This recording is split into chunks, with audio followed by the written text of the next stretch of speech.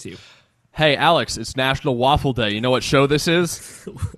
I don't. Please tell me. It's Pancakes versus Waffles. We're taking the breakfast bandits on the road. We're talking about frazzle fries and whatever the fuck comes out of my mouth. Frazzle fries, pizza whistles, and waffle cakes. Oh, yeah. Fucking French toast sticks. I had these incredible waffles on Sunday afternoon. It wasn't Really? the morning. There's like this food truck near where I live, which is astonishing since I'm in a very urban area. Not urban, rural. Suburban? Rural? Yeah, I'm in a very rural area.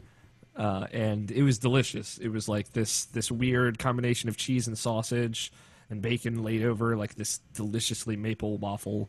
There was no butter involved. That's good. So you would have been there, and yeah, it was fantastic. Waffles versus pancakes. Yeah, which is the name of this show, and this ship that's on milk, which is associated with cereal, which is a breakfast food if you want it to be. Yeah. So Alex, you said you had a question for me before we got into this. So last week we did well, we didn't. I did. I did a show with Ben Riddick. Thank you very much, Ben, for stepping in. So the witch doesn't kill us all. Yeah, that was very cool of him, especially when you were like, I don't know, ask Ben, and that went really well. And he was cool. We had a good discussion. We talked about the Nintendo DNA stuff, and I wanted to know what you think, because you're like more of a tech guy, and you have the iPhones and whatnot. I do. So. If you'd like to read my thoughts, go to readretro.com and click on the feature that we wrote about the DNA thing and give me money. Any other questions, bub? All right. Yeah, I mean, how fast do you want to sell out after this? Like, we can get some Waffle House and IHOP branding going in here. And are you saying that you wouldn't want to take their fucking sweet, delicious money? If they gave us IHOP gift cards. Fuck yeah. I would be all about it. I will totally sell out for IHOP. I went to IHOP last weekend. It was God damn, it was delicious. Aren't their pancakes internationally acclaimed? They are. It's the international house, one might say. Pancakes. I got their New York cheesesteak pancakes, but I don't get like the jelly strawberries on top. I just get it in like a little syrupy, and then oh god, it's. Are you a boysenberry man? I'm more kind of like a neutral. I'm a regular original brand kind of guy. Oh, okay. So do you like Honey Nut Cheerios? I do like Honey Nut Cheerios. So you're not an original man. You just pick and choose. You're a pick and chooser. I'm a pick and chooser. I'm a picky eater. But I also eat a lot of different things. But well, those two things are counterintuitive. I know, it's weird. Like I'll be like, here, I'll eat this hog's heart, which was incredible. It's not like it looked like a heart. But then someone will be like, I put relish on your hot dog, and be like, I don't want to talk to you anymore. That's grounds for a dismissal of friendship. Apparently. If we're an acquaintance, let's just like not ever see each other ever again. I don't really like hot dogs. I'm Really? going to put it out there. I like hot dogs. I'm a very like plain hot dog. It's like a chili dog or a hot dog with ketchup. Like that's it. Yeah, no, if you have to. If gun to your head, you got to eat a hot dog, it's going to be a regular with ketchup. Yeah, I don't like mustard, so. Neither do I. I don't like horseradish. Fuck horseradish. Horseradish is not very good now. Can that be like our official slogan? Like pancakes, like waffles versus pancakes. Fuck horseradish. Fuck horseradish. There's this thing called Tiger sauce in Maryland, where it's horseradish and mayonnaise mixed together. Well, I mean, somebody put some nodes on my head and figured out what my worst nightmare was, and then created it and gave it a shitty name. Yeah, a tiger sauce. That's a pretty good name. I mean, like it doesn't fit for what it is, but it's a good name just on face value. On face value, but I'd want tiger sauce to be like a cologne. Yeah, actually, you're totally correct. It makes you feel like you have tiger blood. Yeah. So, Brandt, tell me about your whatever it's called, the Trunk Club. There we go. By the way, we're going to talk about video games at some point, but first we're going to talk about horseradish and fucking me shutting down Alex's questions and all sorts of other goodies. Mm-hmm. So I did this service. It's called Trunk Club. Are you wearing some Trunk Club? I am. Both my pants and shirt were picked out by a wonderful woman named Antonia from Chicago, Illinois. Didn't pick any pants for you at all. Oh no, she did. So the way it works is you sign up and you tell people, the stylist, your style, and then she picks out some clothing. They send it to you in a trunk. You try it on. You have 10 days to try it on. You can whatever you keep, you get charged for. Whatever you send back, you don't get charged for. So, like, do they charge you up front any amount? No. What? So technically, I love Trunk Club. Like, this is great. I'm only going to do it like once, maybe once in my life, maybe some other point. But I'm not. It's a fairly expensive service. Yeah. But I was thinking, they have like really, really nice clothing. Like, they have business suit stuff. So if you needed to go to a wedding, you could like request all this stuff, wear it, and then send it back. Yeah. And be like, none of this stuff fit. I never want to talk to you again. By the way, peace. I don't respond to my emails, please. No, but I wouldn't do that. I liked it. Like, this is great. They pair you up with a professional stylist, and like, I am shit when it comes to buying clothing. And like, the good thing is that I know that all the shirts that I got go with the pants. So like, now if I'm going through my closet, I'm like, I need a power outfit. I want people to know the way that I use my walk, that I got no time to talk, that I'm a businessman. Yeah, I'm a small businessman. Just pour tiger sauce all over your body, and that's a power outfit right there. I mean, that's accurate. But then on top of that, I put on this wonderful gingham shirt. It's a style, Alex O'Neill. Gingham. Gingham. Okay, sure, I'm with it. Yeah, same. That's exactly how I feel, except I fucking love it. I'm so in love with this pattern. Gingham is the tits. You did send me like a pretty sweet picture of the trunk, if I may. Yeah. And I'm like, you know what? Looks like some cool, hot pieces of articles of clothing hanging out in that trunk. Hot pieces of clothing. Hot, very much on fire. You sent me a picture of something on fire. No. As I do from time to time. Like that picture that will never be shown was just actually you were on fire in the picture. I was that tired. Can I go on one more tangent? By the way, please. Trunk Club's great. I really like it. I don't know if I can recommend it, but I like it a whole lot. Yeah. We haven't talked in like a week, or like 2 weeks, so go for it, whatever. What? Oh, yeah, no, I was more tired this past weekend than I was after PAX because I had a night where my insomnia was really, really strong, and it was the day that I was driving home from Syracuse. Ugh. So I drove down from Syracuse to my place, which is 6 hours, on 1 hour of sleep, in like a span of like 48, and I had a 2-hour lunch with a friend of mine, which like nearly killed me, because like those 2 hours I was like lucid and up, and then I started driving home, and I'm like, oh my god. Yeah. Driving when tired is no joke. Yeah, I've driven back from New York after like not being able to sleep through the night, and I was like falling asleep at the wheel. Yeah, I wasn't that bad, but I was like fucking, oh my god. So don't drive tired. Yeah, that was actually anything. Speaking of insomnia, that was me. Like this past night, I feel terrible right now because of insomnia. But we struggle forward, keep pushing. That's true. We keep trucking. All right, Alex. Yeah, what's up? I want to bring up a little topic here. 15 minutes in. Of our half-hour program. Yeah. We're going to have a little short discussion. How do you feel about Kickstarter games? Because I write... There's a recurring... Oh, yeah, we got 15 minutes. There's a recurring article series on readretro.com, one of which I wrote today. It's called Kickstarter Corner, where we take a game that we think our audience would like that's being kickstarted, and we tell them a little bit about it. And then sometimes we couple that with an interview with a developer, which I've been doing a lot of developer interviews post PAX East. I really like it. It's like great. Mm-hmm. But so I'm writing these things, and I don't know how I feel about the whole entire kind of business. I've backed games on Kickstarter. I've backed what became Broken Age, or adventure game by I wanted to say Tim Burton, but Tim Schafer. That'd be a fucking dope game, though. You'd play that. Yeah, Grim Fandango Corpse Bride. Grim Bride. Grim Bride. Corpse Fandango. Fucking, I'm trademarking this right now. We have to. Yo, can we? I'll buy the hover domain for corpsefandango.com. Corpse Fandango. And it should just be a really funny GIF.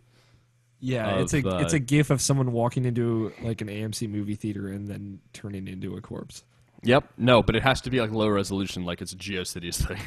Yep. Of course. What other? Have you backed any other Kickstarters? Yeah, I'm just trying to think. The new Amplitude. Okay. Shiante. And Shante? Sorry, Shante. Yes, Shante. And then I'm struggling to think of. I think I may have backed another one, but I'm not sure off the top of my head. But I didn't go in all in on any of the ones that actually like really went bust. But what about you, Alex? What's your experience been? So like I have a very particular experience. Set of skills. Yeah, set of skills. I'll back your Kickstarter. But I backed the Double Fine Adventure as well, and that's the only game I've backed on Kickstarter. Because afterwards, I watched all the documentary series, which is probably like maybe even more so than the game itself, which is fantastic. The best thing that come out of that series because it's so absolutely interesting to me, who's been someone on the press side and more so just don't understand how games are made, Right. Which is, it's a silly thing to say. Like, I get it. I have a much better understanding now, but, like, there is much more minutia to it than I could have even anticipated. And it's very intimate. It's very cool. I'm a big fan of that documentary series. After it's done and out, after the game is out, I would highly recommend people check that out if they did not back it. But like watching that and then playing the game, I feel like I have kind of an intimate relationship with the game, and I think that's something more akin to the Double Fine Kickstarter. It's more specific to that because that was such an interesting case where they're making a documentary and they're showing how the game is made, and it's you're getting to know the team, all the members of the team behind the game, and you kind of have an understanding and a relationship with all of them through this like super intimate documentary series. So that made me feel weird about it because like I can't review Broken Age. I understand that. Like I'm too attached to that game on several different levels. So like I've thought about it. Like I would rather not back Kickstarter games if I would want to cover or review them more, because with me, and it's a personal thing, I'm not saying like this is how everyone should be. I'd rather not put money or contribute to the making of a game, even if it's just like funding. And then try and criticize it. Yeah, actually, I really wanted to bring that up because I will play Kickstarter games and I will root for games to get picked up on Kickstarter, and I will almost, I'll write a Kickstarter corner or whatever. Yeah. But I will not give any sort of financial backing to anything that I'll write about. Although, interestingly enough, last year when we first podcasted, the Game of the Year stuff, I picked the first part of Broken Age as one of my games of the year because it was. I wasn't going to review it, but I can say that it's like it was like a great achievement. Yeah. And it's weird because stuff like that, and the Giant Bomb guys are a good example with this because they did a video series with Supergiant Games on Bastion, and they never reviewed Bastion. That was like never on the table, but that still came up in their Game of the Year discussions. I think because that's still a reflection of what you like and what you want to like support and put out there. So when it comes to making a personal top 10 list, I think that is totally applicable. Like it's appropriate to put a game that you've backed on there because it's something that you motivate to fun, and if you still like it after it's come out, I think it has a place on that list. It reflects you and your choices and what you like. But for the most part, I've just kind of stopped backing video games on Kickstarter because I love to write about just about everything I play. Like Shovel Knight, when I met those guys and I played it, and I was like, oh, this is a Kickstarter game. Well, I hope the funding takes off, and it did, and they were totally set. And I played it and reviewed it, and it was the Irrational Passions Game of the Year last year, and I loved it. There was a more distant relationship there, and I felt very comfortable talking about that game, more so than like Broken Age, which I still think of as like it feels like I helped create this piece of my childhood in the modern day because adventure games are so intimate to me. Yeah, that means that you back sick mixtapes on Kickstarter, right? You take all that money that would have been spent on video games, and you just sick mixtapes. Oh, totally. Like I'm making dope ass mixtapes, pretty much left and right. No, and I don't want people to misinterpret this as I don't like Kickstarter. I think it's a really cool thing, but I have some fundamental problems with crowdfunding video games, just like on an ideological level. Peter, like, I wanted to again. I almost said Peter Gabriel when I meant Peter Molyneux. I'm really you're on your game. Weird. Yeah, I'm on my game. Yeah, Peter Molyneux's Kickstarter for Goddess, like that's a pretty good example. It's a damning tale. Yeah, it's a damning tale, but and I've said this before, I just don't think there is enough information about like you see a Kickstarter, but at no point when you're just looking at a Kickstarter page and they're like, okay, let me back this, does it like kind of lay out everything that all of the legal stuff that kind of comes with that. It's like, this is a donation. This isn't, they aren't legally responsible for for hitting all their goals, but they're going to try, and it's stuff like that. And like the accountability there is different than what I think most people think it is. And I don't know, like there's a weird thing about crowdfunding video games with me. I don't think the interesting thing is that I don't think that it's weird. I think you and I are certainly in the minority, but I think that by being people who are critics, we're also I think that those two things that we both are in the Venn diagram makes our opinion make sense, and a bunch of the people that we know follow similar doctrines. Yeah. I am glad that Kickstarter exists. Oh God, Alex, forgive me. Yeah. I'm waffling on whether or not I'm going to back the Pebble Steel Time, because I have it pre-ordered. And the cool thing about Kickstarter is that I pre-ordered it when there was 27 days left in the campaign. There's, I think, 2 or 3 right now. And I have my order unlocked, the pre-order bonus for, that'll come out soon. And now I'm thinking, like, well, can I justify, the expenditure based on the fact that, like, if the Pebble Time Steel didn't get announced, I wouldn't have any problem with the watch that I have on now. Mm-hmm. So, maybe next episode we could talk about consumerism. Oh, boy. And getting into, like, a thought loop where you think that you have to have certain kind of things, which I've broken with video games largely, but haven't with kind of other stuff. But again, Kickstarter gives you something that you don't have in, if you just straight up buy a game, which is, unless you back something like The Last Day, it's hard to make an impulse purchase because you can really sit and think on it. Of course, there are other risks associated with Kickstarter, like the fucking game getting made. Yeah. But I kind of really like the idea of, like, okay, this seems like a really kind of cool idea, but does it seem like a cool idea, or has my financial situation changed in the past 30, 60 days? And there's no penalty for not backing something. Yeah, I mean... Or for pulling out. There is definitely that aspect of, like, well, I mean, I could throw this money in. It's not a big deal, but it's I'm speaking in generalities, though, not specifically with games. Yeah, you know yeah. what I mean? No, I understand. Like, there was a point, I backed the GTFO, a film about women in gaming movie, and I like Kickstarter, I was going to say it, but I think it's really cool. For me, I would personally rather back movies and music and stuff like that. But there was a few months where I was like, I don't know if, like, I'm ever going to see kind of like the return on investment with this. And, like, I feel like you should approach every Kickstarter with that mentality. It's like, of course, I could throw my money at this, but you can't think of it as a pre-order or as, like, an investment, because it's just a donation. Like, you have to throw that money away and be like, this is just for them and it's not for me. Like, I can't expect anything out of this. What is your favorite Kickstarter that you've ever backed? What is, like, the one where the ROI has been the best? Weirdly enough, it's the Double Fine Adventure, like 100-fold. Because, initially I backed that for the $15, which would get you the game. And that was still when Kickstarter was kind of fresh. That was March 2012, right? Which is 3 years ago, which is really scary to think about. Yeah, by the way, Alex, people who were born in the year 2000, 15. No, that's why you just ruined my entire thought process with that.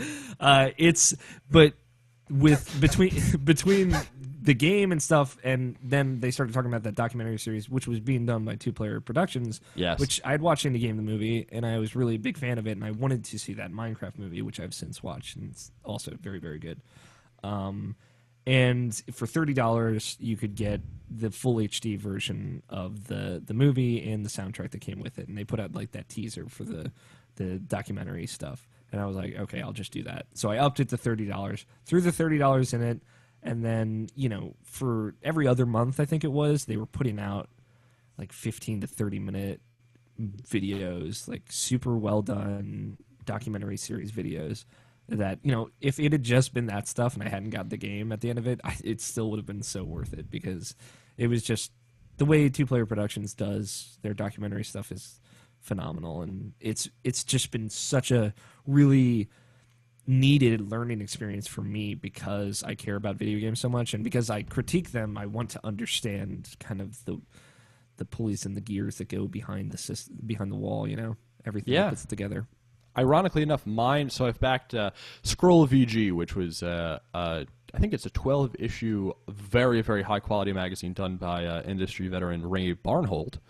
I backed his Kickstarter, and actually I think all of Scroll VG is the magazines and the PDF of all of them, which I highly suggest seeking out. I mean, they're like labors of love. I backed that at $100, so I got to submit a little quote thing for the actual story. In fact, the 3 Kickstarters that I backed that I was like a quote unquote high roller on, which is like $75. It was all for like personality people that I really like. I wanted them to do a thing, and I knew that it wasn't a thing that would be kind of impossible. So like I backed him because I knew that it was like the 8th issue of Scroll VG, as opposed to just like trying to launch something. Ironically enough, I have my job now because of a Kickstarter, because Retro Magazine was kickstarted, and then they needed writers for Read Retro. Yeah, I remember when that was kickstarted. Yeah. So that's and I actually I did back that.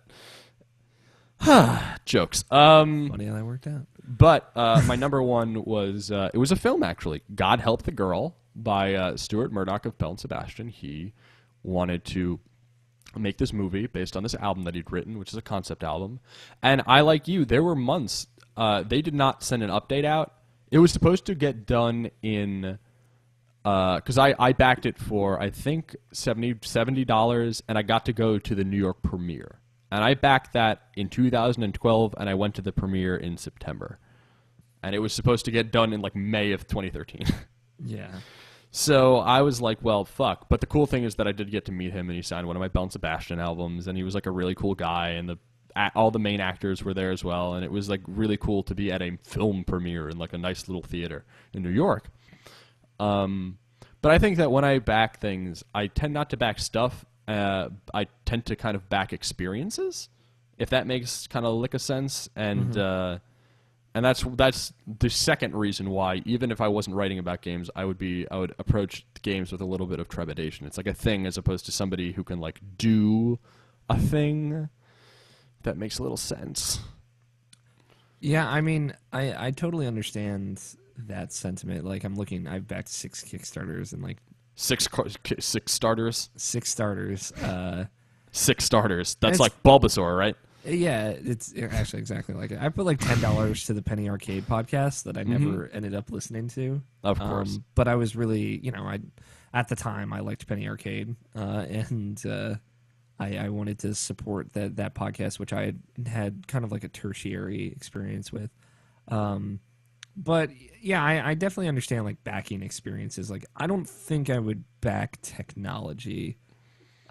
Like the Pebble, for example. Technology. I wouldn't do it first gen, because like the first gen people got fucked 5 ways to Friday. Like they had to wait for like an extra year and a half, and shit was just not in the cooker.